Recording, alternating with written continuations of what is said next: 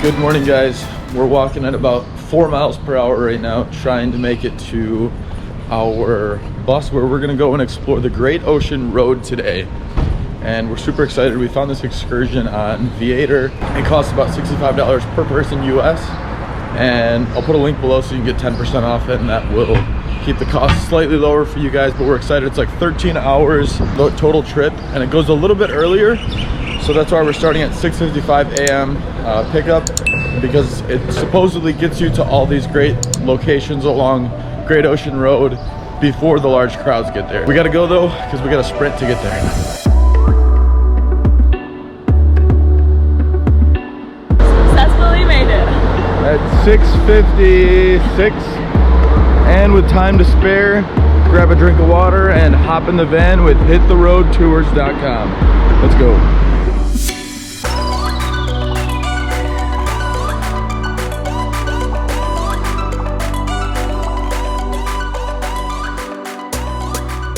Alright guys, so we just finished about a 3-hour drive from Center City, Melbourne, here to the 12 Apostles.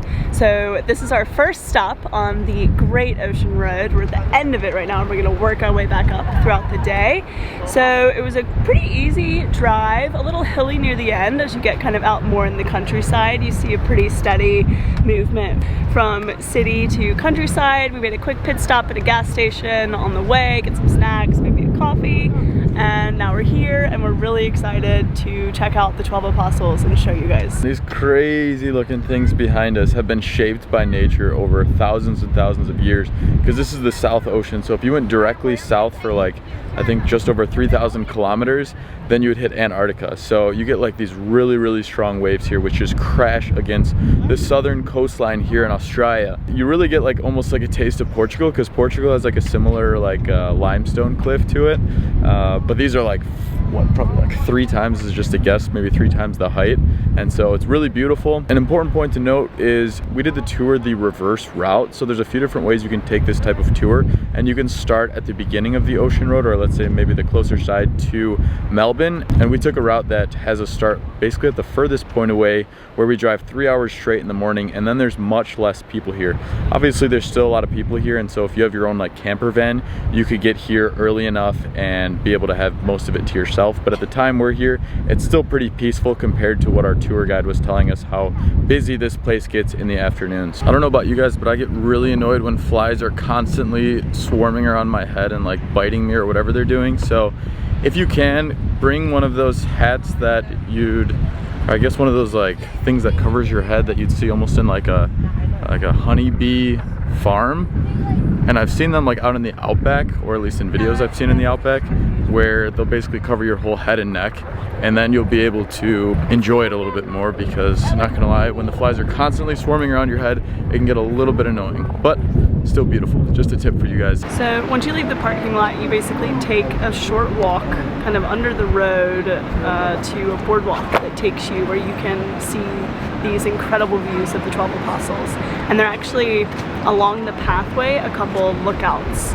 We're at one right now, but there are multiple where you can really get these incredible views. It's quite breathtaking to look at these things, because the ledges or the cliffs are like at a 90-degree angle, so it looks like it's literally carved out of the rock, but the waves, nature did that, so it's pretty crazy to see that.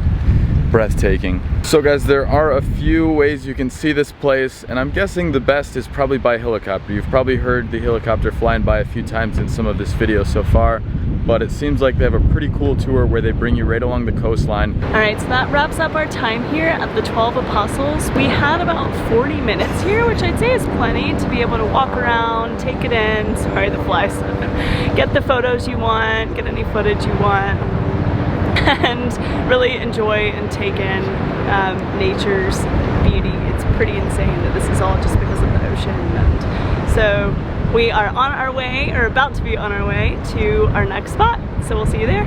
So you can see them. They're getting me bad. Jeez.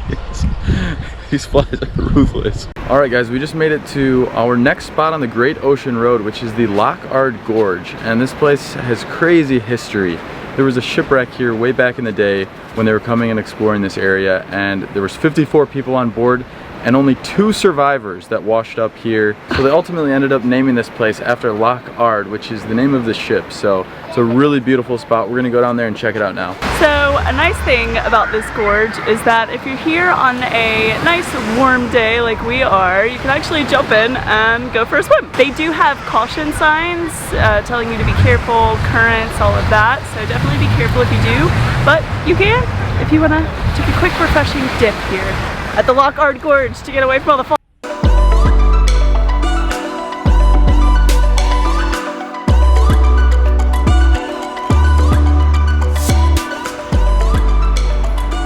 Behind me is called Razorback Rock Formation, and it's called a razorback because of the sharp edges on its top, which were actually, again, formed by the weather. Rain, storms, weathering these rocks away. It actually used to go also way further out into the ocean, but again, because of the waves and the weather and the storms, it has slowly but surely weathered away to the size it is now. It's really pretty to look at, really cool to see. It's a quick 10-minute walk from kind of the main area of where the gorge is. Definitely recommended, quick, easy, and beautiful. So guys, walking to the 3rd and final spot, which is the Shipwreck. It takes about 1 hour to go around this whole area if you want to stop and take photos and kind of take in the views and enjoy it. Maybe plan on a little bit more time if you want to do some swimming too. Almost to the Shipwreck, guys. We'll be there in just a minute. So guys, we're here at the last spot on this current stop, which is the Shipwreck. And if you have a boat, I wouldn't suggest sailing in this area because it's notorious for many ships having their shipwrecks happen right here. And you can tell with these types of waves that are crashing against the cliffs, that'll put any type of boat on its side.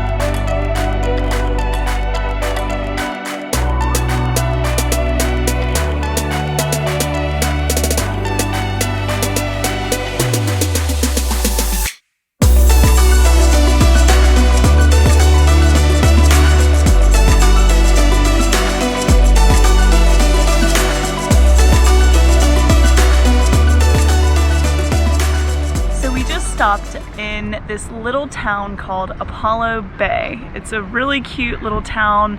The beach here is beautiful and much calmer because it's actually blocked by, or the waves I guess are blocked by Tasmania, which is only about 250 approximately kilometers away off the coast. So it's actually pretty close. It's a small little town, a great stop if you're making your way along the Great Ocean Road. Great place to stop for a quick bathroom break, maybe a drink, coffee, some ice cream. Just a nice little town to kind of stop and even walk around, hit the beach for a bit, and enjoy the day.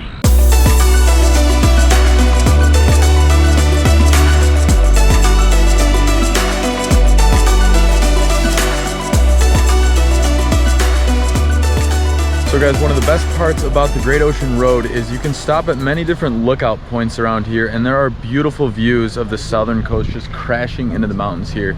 And if you have a drone, definitely bring it. I just put it up in the air and you can literally see like man versus nature, where you have the road winding right along the side of the mountain here with the waves crashing. So you can see some pretty beautiful views from it. So enjoy the drive. Don't get stuck on your phone the whole time on the drive. Look out, look up, look out the window, and see what you can see out here.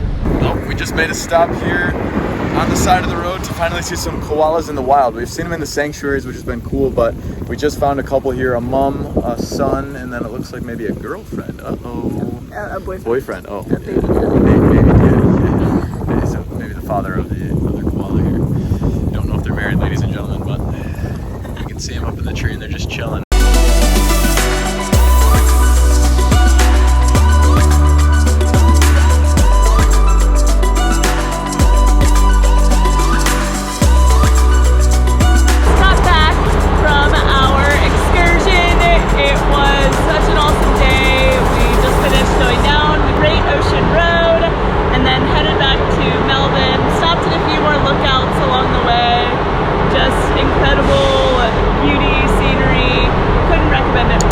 So guys, that pretty much wraps up this video. If you like this video, give it a thumbs up. If you want to see more of these, hit that subscribe button. We'll see you guys in the next video.